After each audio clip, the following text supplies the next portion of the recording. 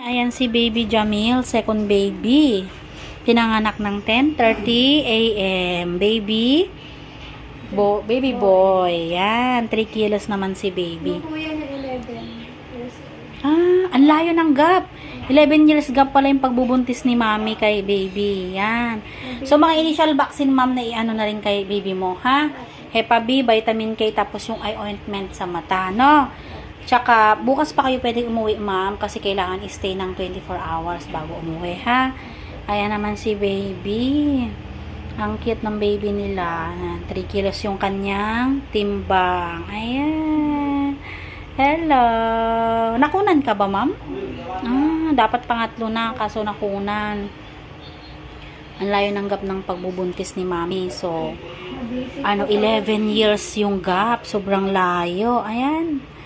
Parang gutom na si baby. Pero, iinom ka muna ng kakain ka muna, ma'am, tapos iinom ng gamot, no?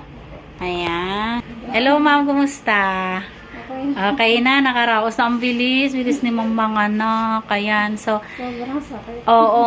Sobrang sakit daw ng labor. Then, magsasabi ka lang, ma'am, kung may mga sign kang nararamdaman, ha? Nahihilo, nasusuka, masakit batok, yan, blurred, panlalabo paningin, tuloy-tuloy yung tagas ng dugo mo.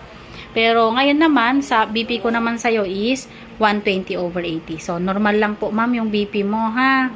Yan. So, lahat ng vital signs mo naman, okay. So, wag lang magkaroon ng ibang sign ng, yon, mga binanggit ko. Kababangkit ko lang ng mga sign ng hindi normal pagtapos manganak, no? Then, bukas, pwede na kayong makauwi kasi 24 hours after, no? Yan. Congrats, mami. Karaos na kayo ni baby mo. Thank you sa pagtitiwala, ma'am. Thank you po.